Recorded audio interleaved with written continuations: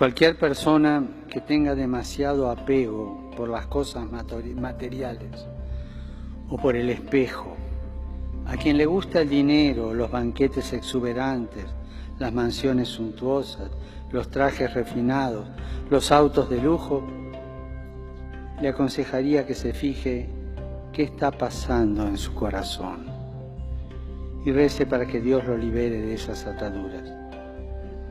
El que tenga afición por todas esas cosas, por favor, no se meta en política.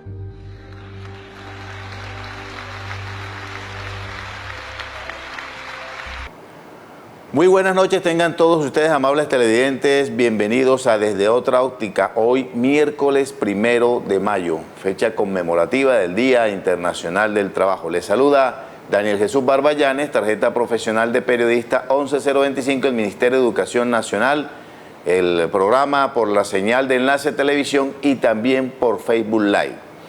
Nuestra invitada especial, porque hoy la tomamos de la mano, estaba muy contenta de partida con los trabajadores, hacía parte de esa marcha conmemorativa que se realizó y que es tradicional todos los 1 de mayo, es la médica Claudia Patricia Andrade. Doctora, buenas noches. Buenas noches, Daniel. Muchas gracias por la invitación a su programa. Un saludo muy especial a las personas que nos acompañan hasta ahora. Para usted, ¿cuál es el significado del 1 de mayo, de esta jornada que aquí en Barrancabermeja se ha vuelto tradición?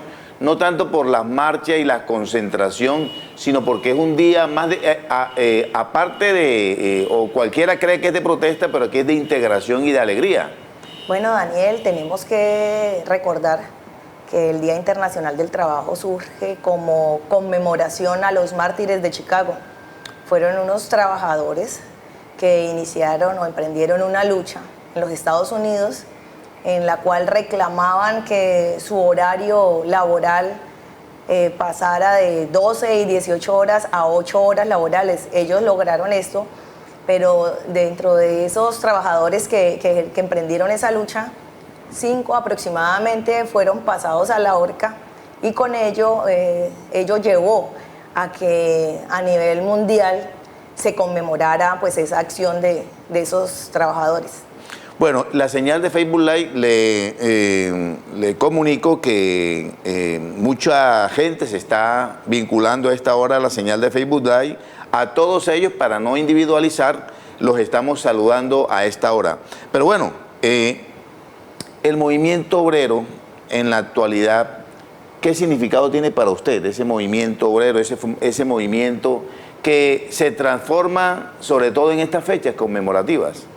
Bueno, el movimiento obrero aprovecha también pues estas fechas para solicitar las reivindicaciones laborales, todas sus condiciones, el cumplimiento por parte de las empresas y del gobierno de los distintos acuerdos y convenciones a que tienen derecho.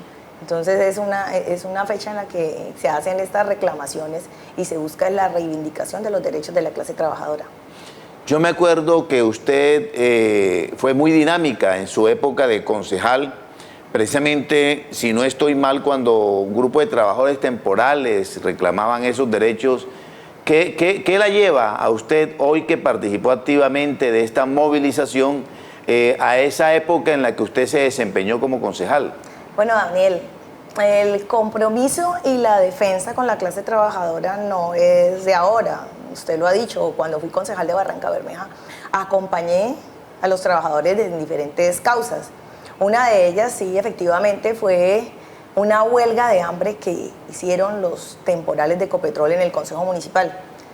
Si usted recuerda, eso fue más o menos en el año 2005, cuando ellos se toman las instalaciones del Consejo y por alrededor de 15 o 20 días, si mal no estoy, ellos realizan una huelga de hambre. Se taparon, se cosieron la boca algunos. Claro, yo estaba como concejal y de hecho aprovechaba para atenderlos, poderles hacerles monitoreo, tomar sus signos vitales y también estar informando pues en qué condición de salud se encontraban. Esa huelga ellos la suspenden y eso va a una negociación con Ecopetrol. Yo participé de esa mesa, también participó Monseñor Jaime Prieto Amaya, Jorge Gamboa como presidente de la USO en su momento, y de allí se logró un acuerdo que según los expertos fue uno de los mejores acuerdos de temporalidad en Barrancabermeja. Los trabajadores lograron empleabilidad, lograron el plan educacional, entre otras cosas, y pues fue catalogado como algo positivo, pues producto también de esa huelga. Claro, a ver, hay una coyuntura especial, usted es profesional de la salud.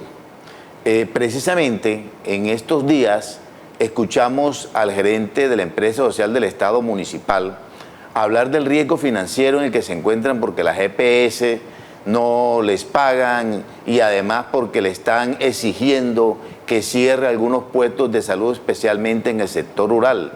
En el caso suyo como profesional de la salud y viendo que también los trabajadores de la ES están en esta movilización porque consideran que hay derechos que defender, ¿qué mensaje les tiene? Pues el mensaje es que no desfallezcan. Quiero recordar algo, Daniel, es que lamentablemente la empresa social del Estado, la situación crítica o de crisis que vive pues no es nueva, ha tenido varias etapas de crisis. Cuando yo fui concejal de Barrancabermeja, también apoyé a los trabajadores de la ES. De ello puede dar fe el presidente del sindicato, Federico, que por cierto me recordaba ese episodio cuando en una ocasión en el gobierno del 2004-2007 se pretendía liquidar la empresa social del Estado. Y todavía está como en peligro, ¿no? Allí se emprendió también una lucha, se demostró el mal manejo administrativo de la época, que era lo que indiscutiblemente llevaba a la crisis financiera que tenía la empresa social del Estado, y los trabajadores pues fueron parte fundamental en el momento. Hoy en día, pues indiscutiblemente habrá que hacer un estudio minucioso de qué es lo que está llevando a la empresa social del Estado a esta crisis, si es solo la falta de pago de las EPS o si existen otras condiciones que también estén influyendo de manera negativa en su administración. Eso tendría que revisarse, pero indiscutiblemente el mensaje es a estudiar el tema a fondo, a buscar alternativas y también a ayudar a la misma administración a buscar las soluciones para que esta empresa pues siga siendo viable y sobre todo para que los centros de salud pues no se cierren. Precisamente el gerente incluso hablaba que habían perdido un contrato con Ecopetrol que les estaba generando unas utilidades o unos ingresos adicionales y que ahora van a mirar a ver de dónde cogen o cómo hacen. Es más, me llamó la atención que en una sesión del Consejo dijo que hasta iban a hacer rifas y cosas de esas para poder y bajar los costos, porque pues eso les representa de todas maneras reducción de ingresos, ¿no? Claro, y es que la empresa social del Estado tiene que ser competitiva, tiene que poder brindar servicios también al régimen contributivo, servicios de calidad, de tal manera que le permitan también tener pues nuevos ingresos. O sea, no solo es el contrato con Ecopetrol, sino que también hay otra serie de entidades a las que les pudiese vender servicios. Pero esto es producto obviamente de un estudio. Bueno, aquí nos está saludando Sadi Rangel, ella también es una de las principales televidentes. A propósito de Sadi Rangel, de las mujeres trabajadoras, en las últimas estadísticas que se dan en cuanto al análisis de la mano de obra local, siempre hay como que una discriminación en cuanto a contratación de mujeres y en cuanto al pago de mujeres respecto a los hombres. Usted como mujer, ¿cómo ve esa situación, esa radiografía que hay en Barrancabermeja en el que las mujeres salen un poco en desventaja? Pues Daniel, hay que decir que eso no es solo en Barrancabermeja, sino a nivel nacional. Y es algo absurdo.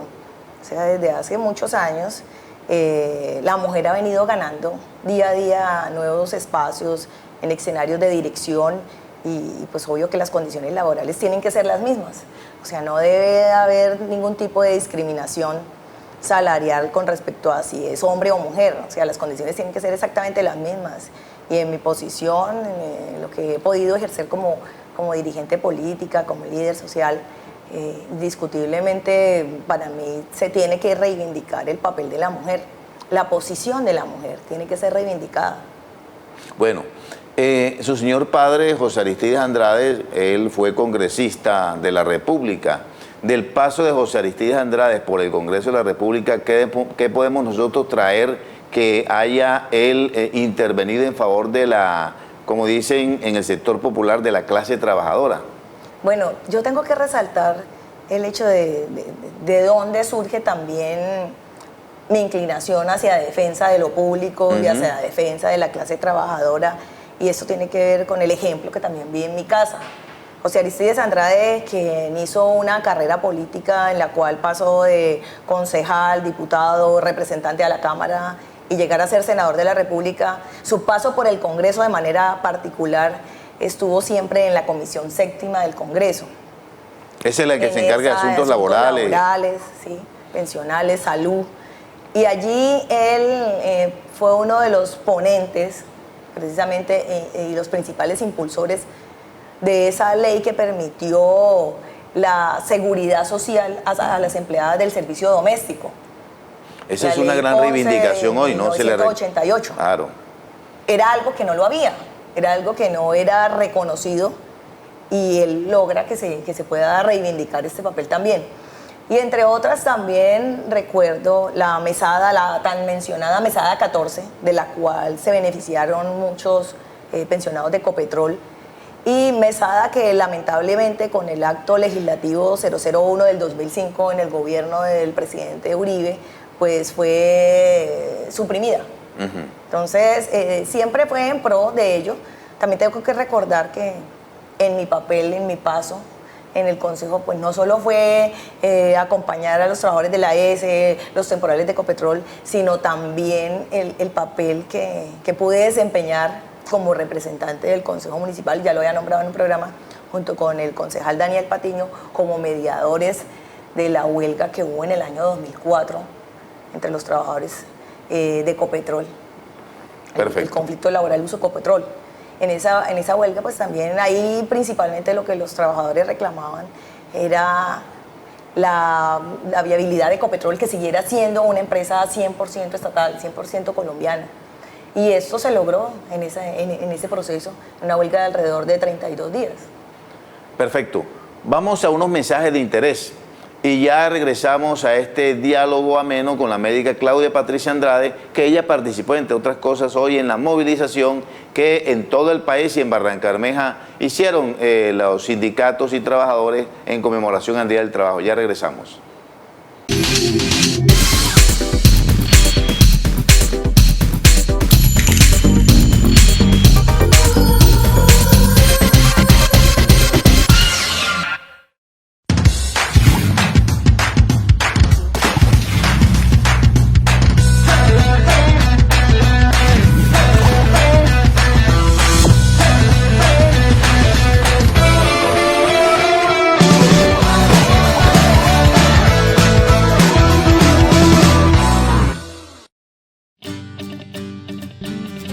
Más cerca de ti, te divierte, te entretiene, te alegra la vida. Es la mejor tele de nuestra región. Estamos contigo allá en tu corazón. Es de nuestra tierra para ti que quieres más. Enlace Televisión.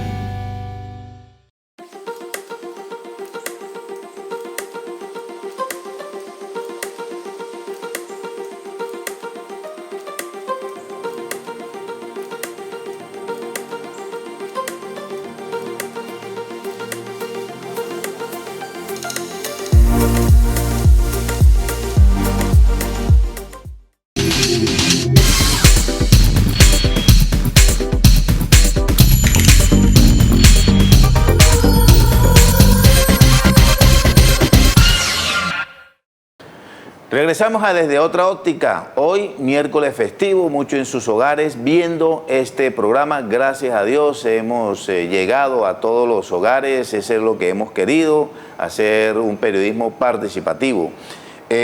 Estamos en diálogo ameno con la doctora Claudia Patricia Andrade. A propósito, aquí en Barrancabermeja en los últimos días se han elevado como mucho más las voces de protesta de la comunidad que dice: en Barrancabermeja están desplazando la mano de obra local. ¿Es la misma percepción que tiene usted? Sí, Daniel, y eso no es solo de ahora, eso viene desde hace ya varios periodos, por decirlo así. Yo recuerdo, hace unos días estaba leyendo la intervención que yo hice cuando renuncié al Consejo Municipal en abril del 2007 para aspirar a la alcaldía de Barrancabermeja en esa fecha. Sí. Encontré esa intervención que hice en el Consejo, en el momento de la renuncia, y uno de los puntos que estaba allí incluido era la defensa de la mano de obra barranqueña por el desplazamiento al que se habían venido viendo los barranqueños en ese momento. Hoy en día, y estamos hablando del año 2007, hoy en día el tema se ha agudizado, se ha profundizado, y lamentablemente sí se ve un desplazamiento del barranqueño en muchos hogares profesionales, técnicos, tecnólogos, sin hacer nada, sin lograr una oportunidad laboral, y lamentablemente viendo mucha gente de afuera que está ocupando esos cargos, esos espacios. Usted se para en la 28 los viernes y usted puede ver la salida de gran cantidad de gente hacia Bucaramanga porque ya terminaron su jornada laboral. Y mientras tanto, ve a muchos barranqueños deambulando en las calles y otros en las casas que no encuentran una oportunidad. Entonces, ese desplazamiento tiene razón la ciudadanía en reclamar esos espacios. Y eso yo creo que solo es posible precisamente pronunciándonos, haciéndolos visibles y dando a entender que definitivamente Barrancabermeja se tiene que recuperar para los barranqueños. Precisamente como complemento a esa reflexión que usted hace, ¿cómo hacer, aparte de pronunciarnos, de movilizarnos, para arropar a esa mano de obra barranqueña que no se sienta tan desplazada? Daniel, en eso influye mucho la decisión que se tome con el voto en las contiendas electorales. Porque sencillamente cuando un municipio se hipoteca desde el periodo electoral, sencillamente no es posible cumplir con un postulado de la defensa de la mano de obra barranqueña. A veces los ciudadanos que además hoy en día no creen en nada ni en nadie, ¿sí? Porque dicen siempre lo mismo, siempre es un discurso. Siempre dicen, es que todos dicen la defensa de la mano de obra barranqueña, y cuando se posesionan en el cargo, por ejemplo, de alcalde municipal, inmediatamente nombran un gabinete y resulta que gran parte del gabinete es de gente de afuera. Entonces dicen, pero es que cambian cuando ya se posesionan. Y yo digo, no, es que el cambio no está ahí en el momento de que se posesiona, sino que el cambio ya se anuncia desde la forma de hacer la campaña.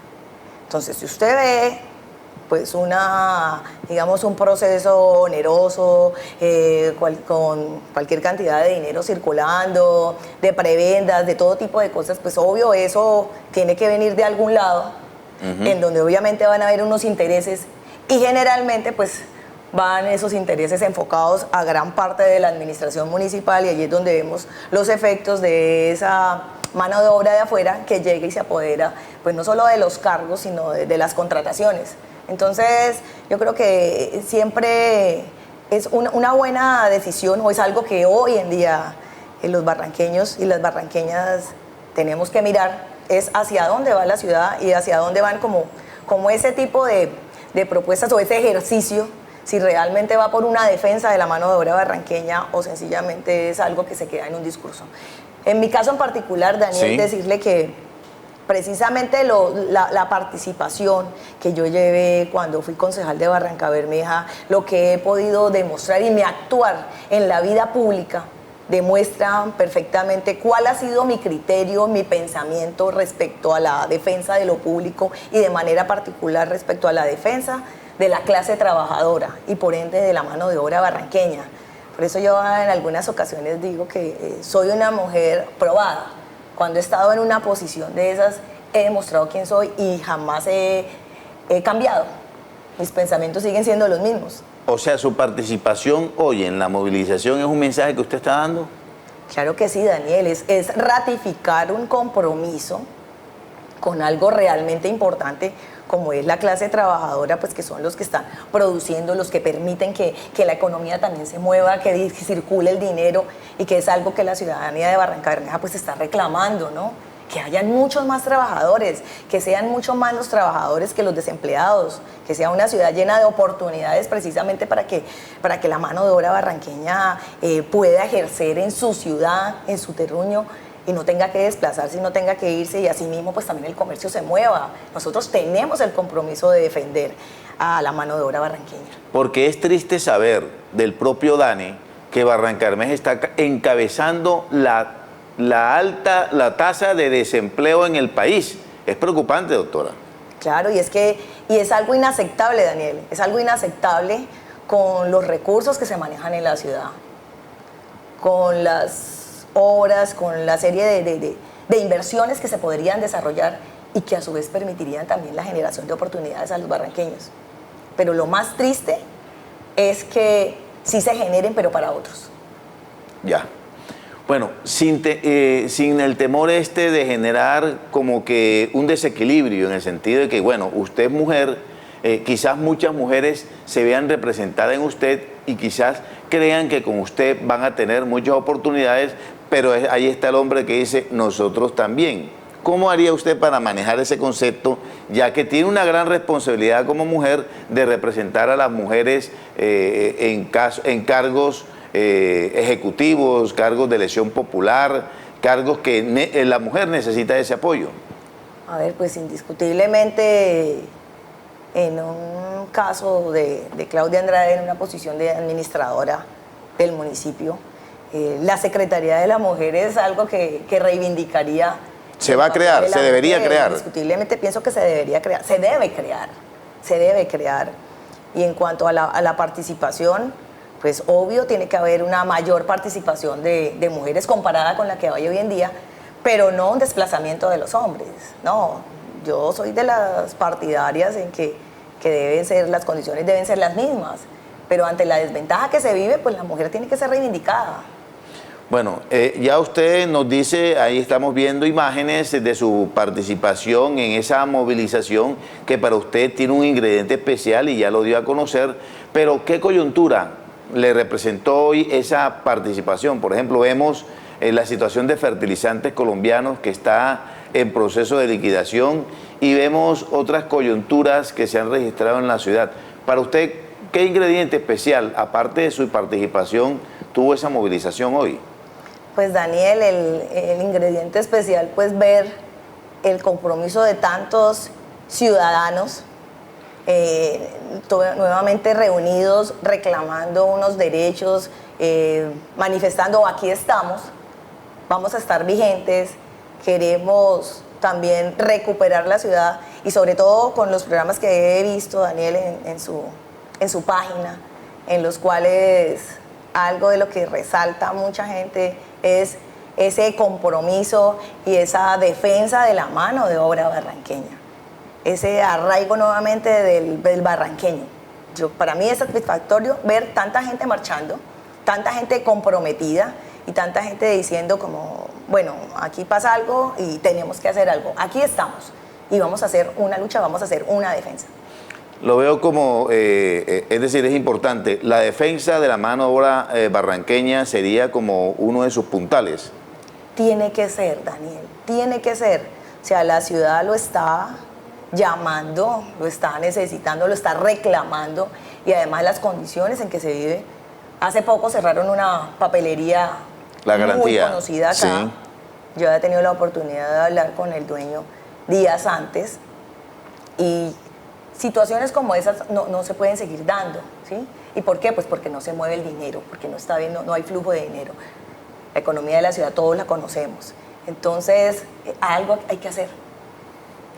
Algunos han visto la misma situación de la ciudad ha generado el pesimismo de muchos barranqueños, de creer que ya no hay más allá, de creer que ya definitivamente perdieron la esperanza de ver una ciudad en crecimiento y una ciudad en producción. ¿Cómo atraer, doctora, al inversionista? ¿Cómo atraer al empresario? ¿Cómo hacer que el barranqueño tenga más opciones laborales y tenga más alternativas en la ciudad, diferente a la industria del petróleo, por ejemplo? Daniel, algo que usted dice, esa desesperanza, yo lo he venido mencionando en diferentes escenarios, y eso tiene un nombre y es una desesperanza aprendida. ¿Y qué quiere decir? ¿Ese es un concepto médico? Es un concepto de los psicólogos. Ah, ya. Tuve la oportunidad de revisarlo y decían que se llega a un punto tal en que la gente cae en esa desesperanza y la gente piensa que no hay nada que hacer. ¿Para qué reclamo? ¿Para qué protesto? ¿Para qué busco mejores condiciones si siempre van a estar los mismos y siempre va a pasar lo mismo? Y a ese estado se lleva a la población, pero ¿quién lo lleva? Lo lleva de manera particular, y lo que he podido revisar, unas personas o una clase corrupta que se encarga de que la gente caiga en eso y que la gente diga, pues ya nada va a cambiar. Entonces, eso lleva precisamente a que haya esa desesperanza y a que puedan hacer todo lo que quieren con los recursos y nadie diga nada. Y en eso caímos. Perfecto. En eso se cayó en la ciudad. Y la solución es el optimismo. Hay que volver a recuperar la confianza. Y la confianza, primero, del ciudadano del común, ¿sí? Con hechos. Es difícil que en un periodo como el que vamos a entrar, un periodo electoral, la gente diga, bueno, pero ¿cómo vuelvo a confiar después de haber tenido tantos tropiezos? Pero hay que volver a recuperar esa confianza. Y también la confianza en el inversionista. Si nosotros tenemos una ciudad con una buena infraestructura, una ciudad con unos buenos servicios públicos, una ciudad segura ante todo, pues va a ser una ciudad atractiva para la inversión. E indiscutiblemente los inversionistas que puedan llegar y las mismas inversiones que debe hacer el gobierno municipal, pues llevarán a que se generen unas oportunidades. Usted lo decía, tenemos que independizarnos del petróleo. Es que definitivamente ya la crisis que vive la ciudad nos obligó a mirar hacia otras áreas que lamentablemente nunca antes se habían mirado, como fue mirar hacia el río, mirar hacia el agro, toda la agroindustria, esos temas que han sido tan abandonados, tan alejados, pero que las mismas condiciones nos han llevado a mirarlas, casi que por una obligación. Barrancabermeja, lo veíamos y teníamos una discusión con unos amigos, que Barrancabermeja está consumiendo alrededor del 0,3 o del 3%, del 3 al 5% de lo que produce. Entonces realmente no se está produciendo nada. Entonces algo tenemos que hacer en esos sectores para empezar a cambiar esa economía. Perfecto. Claudia Patricia Andrade, hoy en el Día Internacional del Trabajo. Y saludos a todos aquellos que nos escribieron en nuestro Facebook Live. Buenas noches.